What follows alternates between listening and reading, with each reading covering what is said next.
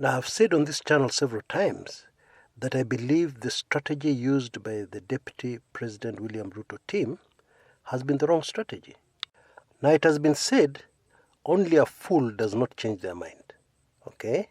So today, I want to change my position. And I'm not changing my position to say it is the correct strategy. I'm changing my position to say that whatever they have done with very limited options. Some would say with zero options open to them. Now I'm saying this armed with brand new information on the very precarious position DP William Ruto finds himself in. Now somebody made a very bold statement the other day. They said that the Jubilee government is finished, and what has taken over is the handshake government. Now, as bold and as reckless as that statement is, it is very difficult to argue with. It is extremely difficult to argue against. Why? Because of what we see before our very eyes. Now, let me not get ahead of myself. Let me start at the beginning and explain this whole thing to you so that we're on the same page, so that you can either agree or disagree with what I have to say. Allow me a small aside here.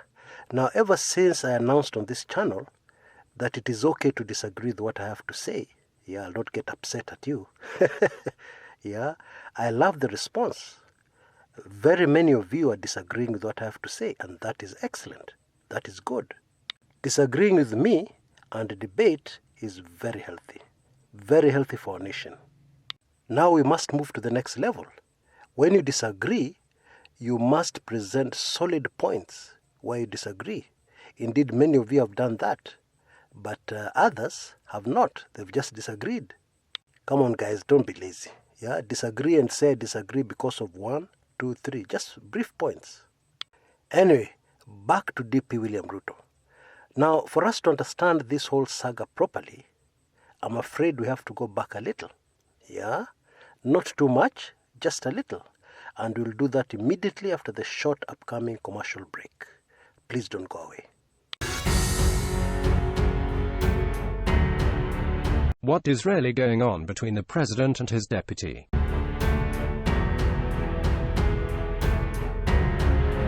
In 2013 the laughs were hearty, the smiles were genuine, and high fives too many to count.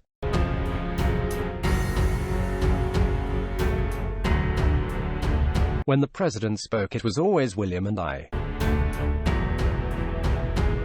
Now things have changed drastically. The high fives and hearty laughs are gone.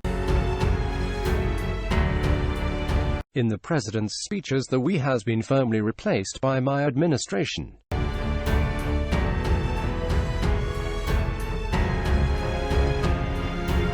In this week's sizzling Club 1999 special report, Kumekucha reveals what is really going on behind the scenes.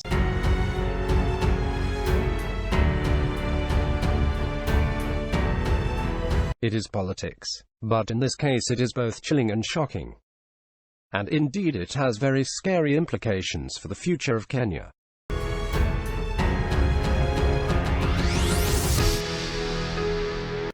Most disturbing are the judicial tactics that will be used on a deputy president who will not go away quietly.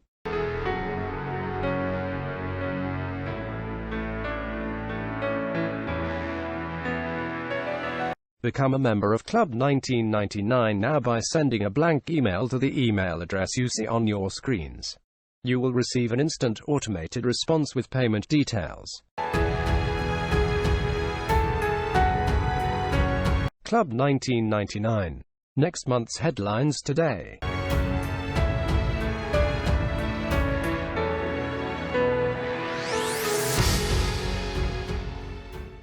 Welcome back. Now in 2013, 2014 and 2015, things were okay for DP William Ruto. Indeed, sometime in 2015, towards the end, by a mere coincidence, I happened to have been in the same place where DP William Ruto was. And I was able to observe a few things, okay? One of them is that Duale showed up. Aiden Duale showed up. But let's stick to the point here. William Ruto was still very much in control. Indeed, he was a co-president, and some people said he was the more influential of the two presidents. It is said he was telling his supporters in the Rift Valley that he was actually running government, and I believe it was true. At that time, the president's speeches were full of William and I. William and I have decided, William and I, blah, blah, blah, William and I, William and I. Something else I was able to observe. Bwana William Ruto was extremely busy.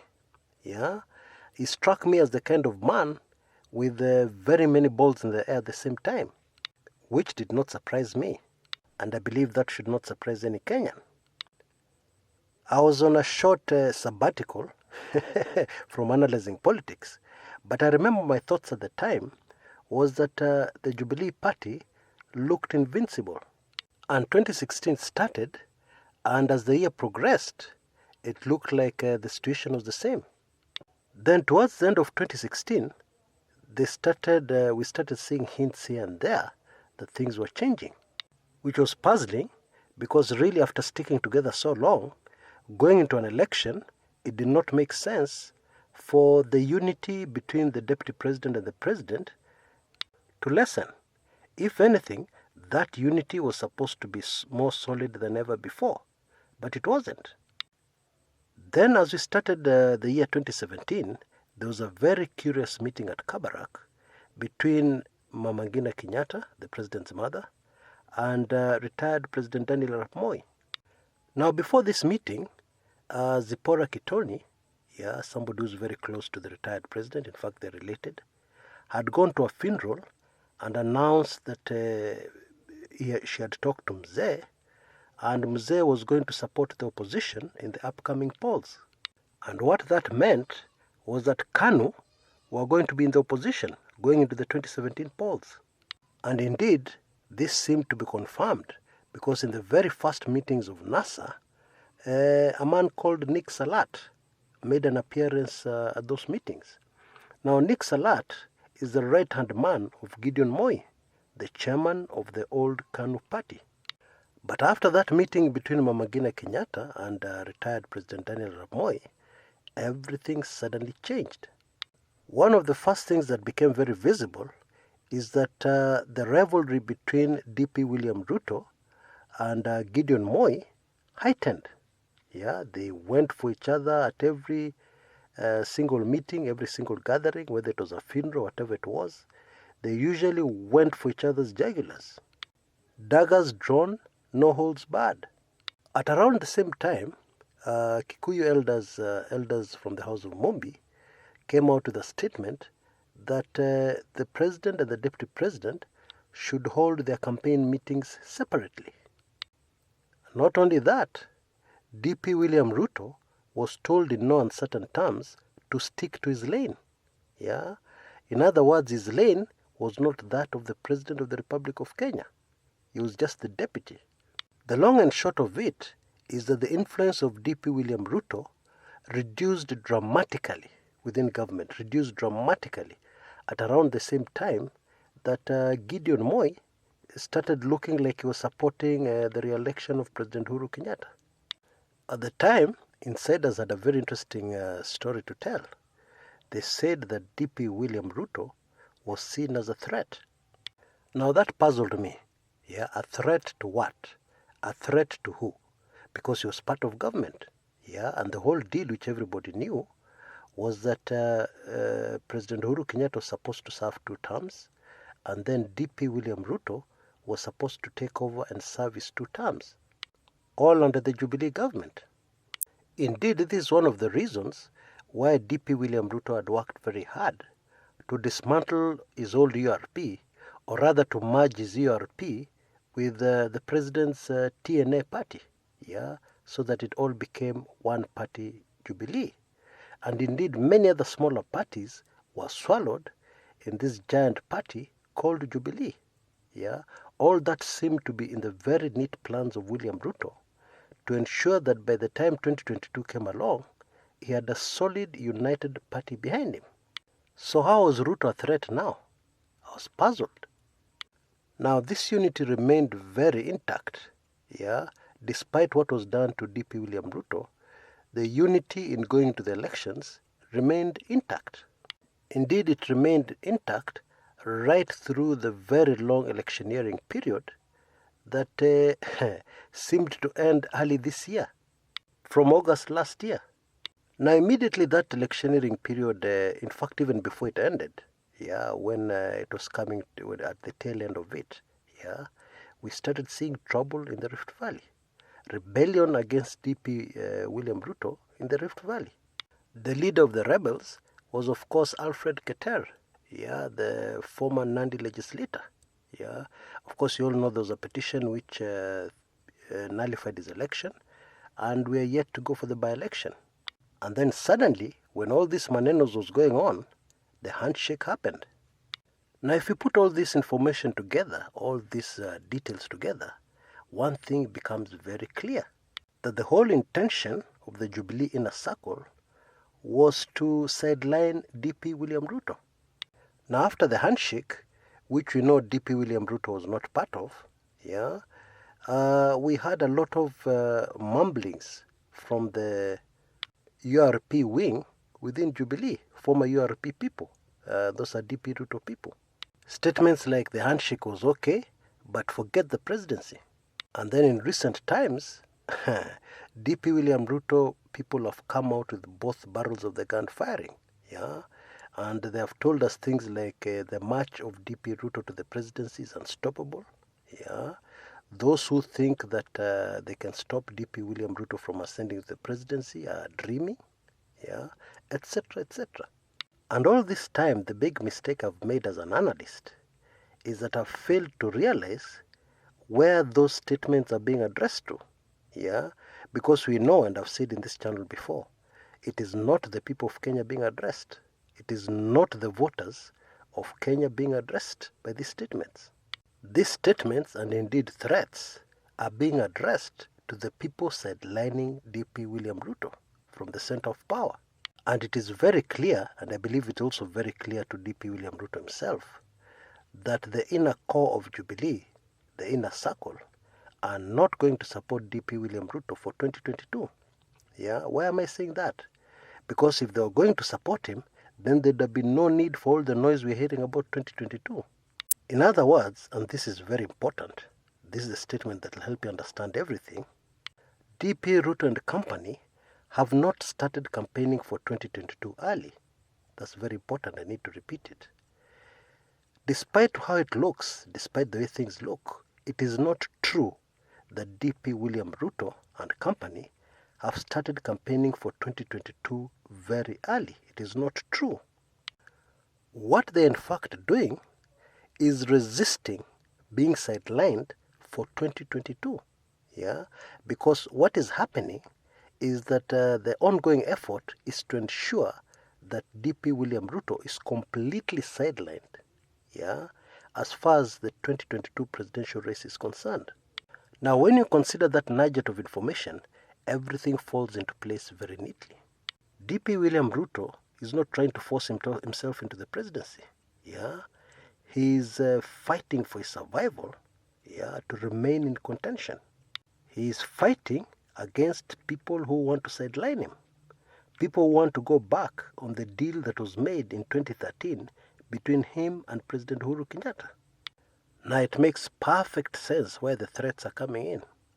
Indeed, it also makes perfect sense why there's this talk about the House of Mumbi owing a debt to the Kalenjin nation. This issue of a debt is not being addressed to voters, not even Mount Kenya voters. Yeah, it is being addressed to those people in power. However, Rift Valley voters are involved. They are being addressed. Okay? And this is the deadly part of this whole saga. Yeah, because Rift Valley voters are being told, these people have our debt and they must pay our debt. So what is happening actually is that the DP Ruto camp is already mobilizing the entire Rift Valley behind them. Yeah, so as to oppose and frustrate anything, any obstacle that will be put on the way to ensure that DP William Ruto is not in the running in 2022 and does not have the full support, of the House of Mumbi in 2022. They're preempting. They're preempting that. And so the long and short of it, it's not a question of the DP William Ruto camp making a mistake, as I've said earlier on this channel. Instead, it is the DP William Ruto camp fighting for survival, fighting to remain relevant in a very rapidly changing political environment.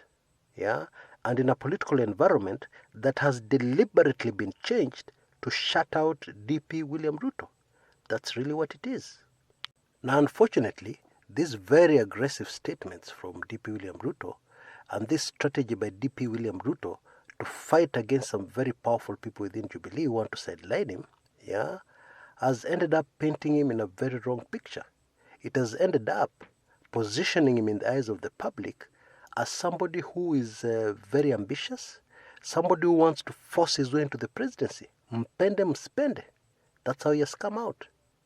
But folks, from my explanation, clearly that is not true. Now, there are a lot of other very sensitive issues related to this subject, which I'm afraid I cannot discuss on this open public channel, but that information is going up shortly in Club 1999. If you're not yet a member, now is a good time to become a member. All you need to do is use the email address you see in front of your screens right now. Send a blank email to that email address. You'll get an automated response, telling you exactly what to do, how to make your payments, etc., etc. 6 months membership is only $1,999 or $19.99. And then life membership, you just pay once and forget, is $2,999 or $29.99. So what is happening here, folks, is that what is building up here is a very crazy crisis for our beloved country, Kenya. What is building up here, folks, will frustrate any effort to bring Kenyans together. Because any effort to bring Kenyans together under the current circumstances will mean that you're bringing the whole of Kenya together minus a significant part of the country, which is the Rift Valley, Kalenjin Nation. Now, of course, the powers that be are aware of this, and of course they have a remedy, which I talk about in my Club 1999, okay? And this remedy to that situation is to bring in Gideon Moi into a very prominent position. Now we understand why the DP William Ruto camp was really attacking Gideon Moi. Because Gideon Moi is the one who's being used to cancel the last card they have. The only card they have to play. The only card they have to play to ensure that William Ruto remains in pole position to be the Jubilee candidate for the presidency in 2022. And what card is that? That card is the unity of the Kalenjin Nation behind one man.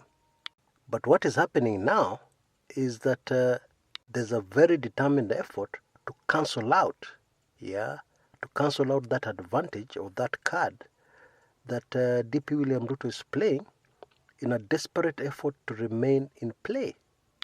Make no mistake about it, folks. This is a very high-stakes political game, okay? And I'm glad that we on this channel will now have read the situation correctly, because there's no point coming out and firing barbs at DP William Ruto, even if you don't like him, without understanding the true position. Now, of course, I know many of you will say we don't care for DP William Ruto.